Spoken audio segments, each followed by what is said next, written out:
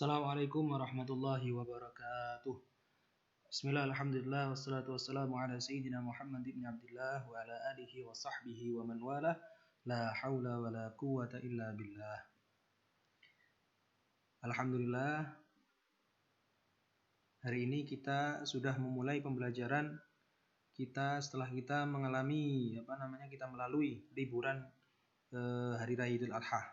Semoga dengan setelah kita melalui liburan ini kita memiliki semangat yang lebih ya untuk belajar. Nah, adik-adik sekalian, kemarin ada sebagian dari kalian yang menanyakan tentang tugas. Ini maksudnya apa? Tugasnya apa, Ustadz? Kenapa kok seperti ini? Kita masih belum mengerti, kayak gitu ya. Jadi sekarang saya artikan, kemudian saya jelaskan lagi.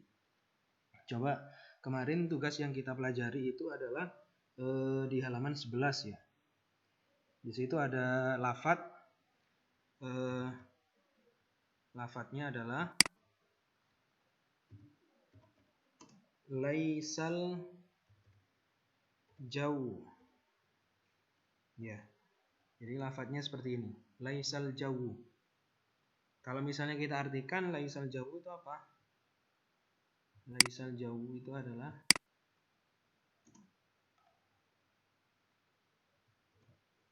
ya.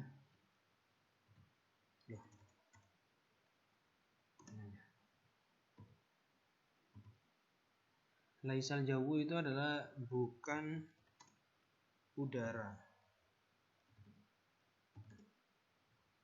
Nah, jadi laisal jauh itu diartikan bukan udara. Nah, coba adik-adik sekarang berpikir bareng-bareng ya. Laisal jauh, bukan udara. Ini ada maksudnya nggak? Maksudnya bisa dimengerti nggak? Apa maksudnya dari laisal jauh? Bukan udara. Kan tidak bisa dimengerti kan ya? Coba sekarang saya kasih contoh yang lebih mudah lagi. Contohnya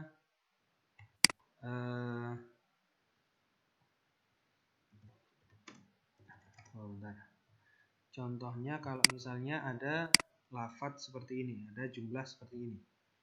In ja'a Zaidun. Nah, ada lafadz jumlah in ja'a Zaidun. In itu artinya kalau dalam bahasa Arab adalah ketika atau jika. Jika seperti itu ya. Jika ja'a itu artinya datang. Zaidun itu artinya nama seorang laki-laki. Jadi kalau misalnya kita gabung, jika Zaid datang, seperti itu. Jika Zaid datang. Sudah selesai. Nah, sekarang adik-adik paham nggak maksud dari jumlah ini? Ada orang yang mengatakan, jika Zaid datang. Bisa dipahami nggak? Pasti tidak bisa dipahami. Kenapa? Karena perkataannya berhenti di situ. Jika Zaid datang. Sudah. Ya kalau misalnya jika Zaid datang, saya akan menyambutnya. Misalnya kayak gitu. Ini cuma jika Zaid datang. Sudah berhenti. Seperti itu. Nah, makanya kemarin kita membahas tentang jumlah atau susunan kalimat yang bisa dipahami dan susunan kalimat yang tidak bisa dipahami. Nah, in ja'a Zaidun ini adalah susunan kalimat yang tidak bisa dipahami. Kenapa? Karena masih kurang lengkap. Masih membutuhkan lafadz yang lain, membutuhkan jumlah yang lain, membutuhkan susunan kalimat yang lain. Kalau misalnya berhenti in ja'a Zaidun, jika Zaid datang, maka tidak bisa dipahami. Makanya yang kita bahas di sini adalah jumlah mufidah dan juga jumlah ghairu mufidah. Jumlah yang memberikan faedah atau memberikan pemahaman dan juga jumlah yang tidak memberikan faedah atau pemahaman. Sekarang kita bahas contohnya satu persatu ya. Laisal jauh. Nah, kayak gini. Laisa itu artinya tidak ya. Laisa tidak ada. Jauh udara. Jadi kalau misalnya bukan atau diartikan bukan, laisal jauh, bukan udara. Bukan udara. Berhenti di sini. Ya kan? Orang bisa mengerti apa enggak? Pasti tidak akan bisa mengerti. Makanya di sini lafadz ini termasuk lafadz yang ghairu mufidah. Nah, tugasnya kan kemarin apa? Mayyiz al-jumal al-mufidah. Bedakanlah jumlah yang berfaedah dalam susunan ini, fit tarokib, dalam susunan-susunan ini. Jadi kita ditugaskan untuk mencari mana susunan kalimat yang berfaedah dan tidak berfaedah. Sekarang saya tanya, laisal jawu, ini berfaedah atau tidak? Pasti jawabannya tidak. Seperti itu ya. Saya kasih contoh lagi. Yang kedua, akala.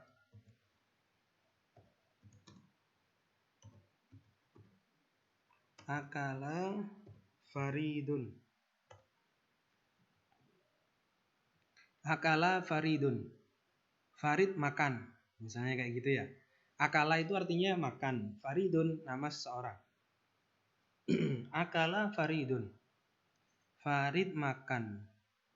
Kalau misalnya ada orang seperti itu ngomong seperti itu, Farid makan. Kayak gitu. Itu bisa memberikan faedah atau tidak? Berfaedah atau tidak? Farid makan. Nah, sekarang ini tugas dari adik-adik ya. Ada orang mengatakan akala sudah makan, Faridun Farid. Ada orang mengatakan Farid sudah makan. Kayak gitu. Itu berfaedah atau tidak? Nah, sekarang tugasnya adik-adik tebak saja. Ini berfaedah atau enggak? Nanti kalau sudah dikerjakan, saya benarkan mana yang termasuk berfaedah atau tidak. Yang penting sekarang mengerjakan bareng-bareng ya. Ini akala faridun. Kemudian yang kedua, al-qitaru sari'un. Al-qitaru sari'un. Ya. Al-qitar itu artinya kereta api. Sari'un itu artinya cepat. Kereta api itu cepat. Nah, ada orang mengatakan seperti itu. Kereta api itu cepat. Itu memberikan pemahaman atau tidak? Nah, adik-adik ya, nanti dijawab sendiri-sendiri. Kemudian yang ketiga adalah inijtahatta. Inijtahatta.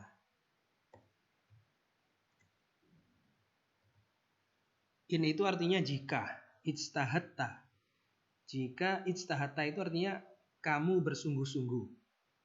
Jadi kalau digabung, jika kamu bersungguh-sungguh. Kalau ada orang misalnya mengatakan ini ijtahatta, jika kamu bersungguh-sungguh, sudah diam di situ saja, nggak dilanjutkan lagi sama orangnya, itu bisa memberikan pemahaman atau tidak? Nah, itu tugas buat adik-adik ya. Kemudian soal yang nomor 5, laital maridu. Laital maridu. Laital maridu. Laita itu artinya seandainya. Al-maridu orang yang sakit. Seandainya orang yang sakit. Nah, ada orang mengatakan seandainya orang yang sakit. Nah, itu memberikan pemahaman atau tidak? Nah, bisa ditebak kan dari sini kan sudah paham semuanya pasti kan. Kemudian as-saubu nadhifun.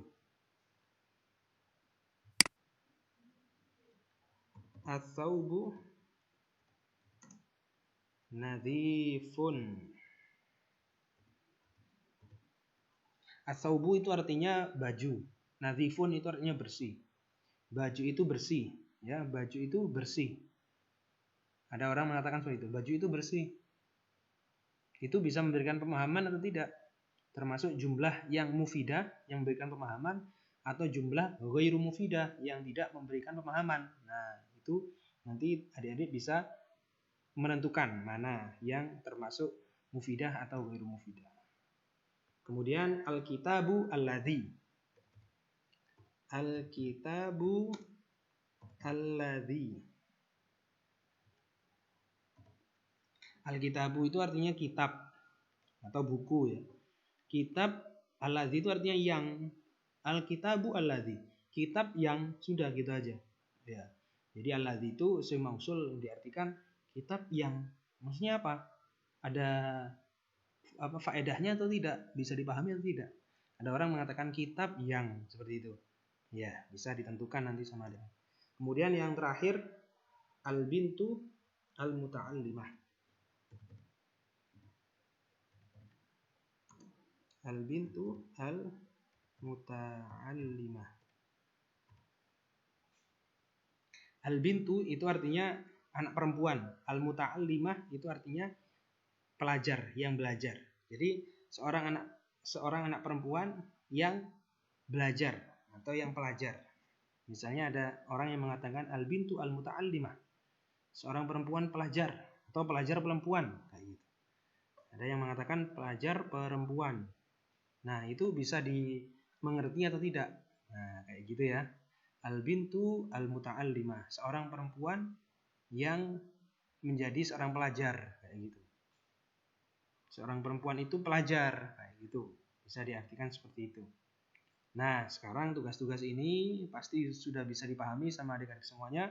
Sekarang tinggal menentukan mana yang mufidah, yang memberikan pemahaman, atau ghairu mufidah, yang tidak memberikan pemahaman.